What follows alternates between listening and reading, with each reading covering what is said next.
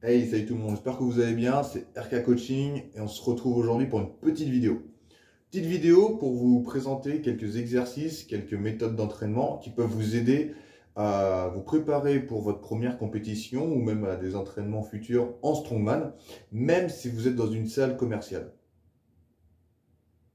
Alors, je sais que le problème, ça va être, j'ai pas de log, j'ai pas de stone, j'ai pas de sac de sable.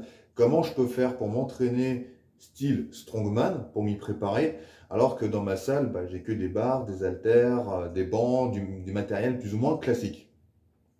Il y a plusieurs choses que vous pouvez quand même travailler qui vont vachement vous aider pour vous préparer à vos débuts dans le strongman. Premièrement, les déplacements. Alors, quand vous marchez sur une jambe. Donc tout ce qui va être bilatéral, c'est bien pour développer de la masse et de la force, mais il faut surtout penser à travailler tout ce qui va être unilatéral. Question de fixateur et de stabilisateur, que ce soit hanche, genou, épaule, même niveau du coude. Parce que quand vous avez des épreuves où vous devez par exemple soulever du poids ou porter avec le yoke ou le porteur en français, et que vous vous déplacez, si vous n'êtes pas stable au niveau des jambes et que vous n'avez pas de gainage, vous allez partir comme ça, vous allez partir sur le côté, vous pouvez vous niquer un genou. Donc il faut bien renforcer vraiment les stabilisateurs de chaque articulation. Donc ce que vous pouvez faire au niveau des jambes, c'est par exemple des fentes, du Bulgarian Split Squat, ce genre d'exercice où vous allez vous retrouver en appui sur une seule papate pour pouvoir renforcer ça. Il y a aussi du pulley qui est un step-up, plein d'exercices que je pourrais vous montrer dans une prochaine vidéo si vous le souhaitez, pour pouvoir justement travailler ça et renforcer vraiment la stabilité au niveau des jambes. Pareil pour ce qui est du haut du corps, faire du développé militaire en unilatéral. Vous prenez un haltère, vous stabilisez quelques secondes, vous redescendez, après vous faites avec le bras. Voilà, donc déjà essayez de travailler membre par membre, de ne pas rester que sur du bilatéral ou du polyarticulaire, parce que le jour où vous allez commencer le strongman, vous allez vous rendre compte que vous n'avez pas de gainage entre guillemets, sauf si vous bossez déjà un petit peu comme ça. Donc dans ce cas-là, le transfert se fera plus facilement, et tant mieux. Deuxièmement, j'ai déjà dit, mais la notion de gainage. Parce qu'on ne se rend pas compte, mais quand on fait son squat, qu'on a l'habitude, qu'on va sur son banc, on fait son développé couché, après on va sur les machines pour faire du curl ou du leg extension, on a son cul qui est bien posé, ou on a son setup, on est tranquille.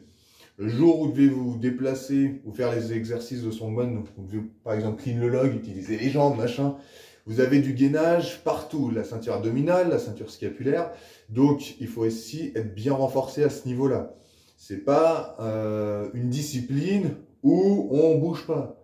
Nous, on se déplace, contrairement à certains. Donc il va falloir aussi renforcer ça pour avoir un bon transfert de force.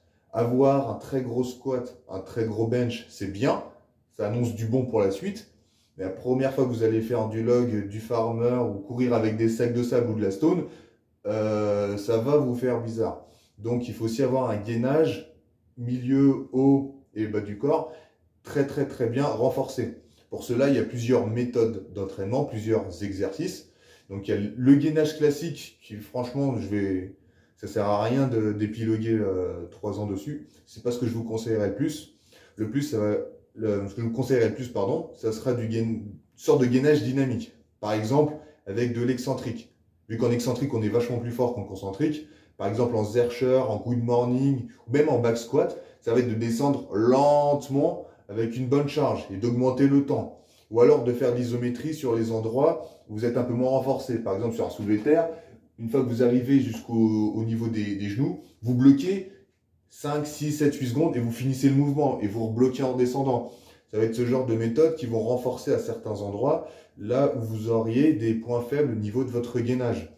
Pareil pour le haut du corps, quand vous faites un press, vous stabilisez ici, ou alors vous contrôlez la descente. Tout ça vous va développer votre force, votre gainage, et vous allez progresser, que ce soit en prise de masse, en prise de force, si ça se trouve, même indirectement grâce à ça. Donc travailler les petits muscles au niveau des articulations, que ce soit du deltoïde ou de la hanche, genou et compagnie, et travailler votre gainage, ceinture abdominale, ceinture scapulaire. Donc développé couché, on contrôle, pareil, sur les tractions, vous contrôlez l'excentrique. L'isométrie et l'excentrique, ça fonctionne très bien pour renforcer. Faire que pousser un poids, ça permet de développer de la force, c'est bien. Mais pour renforcer et justement avoir une structure qui permet d'encaisser la charge et de ne pas être surpris la première fois que vous devez vous déplacer, être bien solide ici, c'est vachement important aussi. Et c'est souvent négligé dans les salles de voir des personnes qui vont faire par exemple du Pandlero et qui vont contrôler la barre. Si vous êtes capable de contrôler une barre plus ou moins lourde, donc entre 70, 80, voire plus, ça commence à être difficile en termes de pourcentage par rapport à votre max. Après, quand vous allez passer en concentrique sur des poids similaires ou un peu plus lourds, ça va vous paraître vachement plus simple parce que votre système nerveux sera déjà habitué à ce genre d'effort.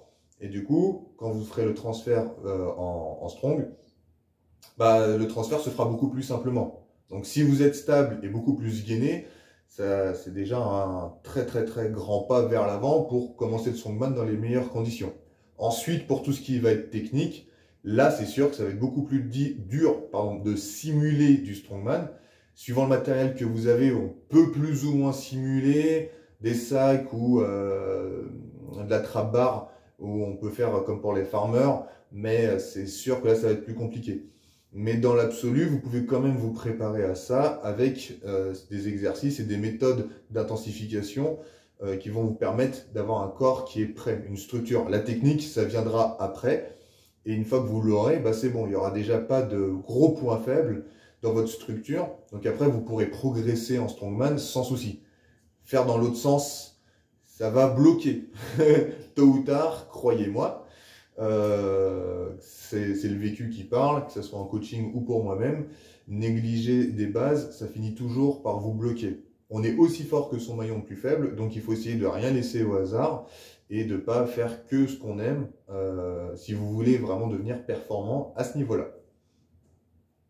Voilà, j'espère que la vidéo t'a plu. Si c'est le cas, n'hésite pas à t'abonner, liker, partager, tu connais. Et dis-moi en commentaire si tu voudrais une vidéo où justement je démontre ça, ou si tu voudrais que je te parle d'autre chose. Bref, l'espace est pour toi. Moi, je te laisse ici et je te dis à la prochaine.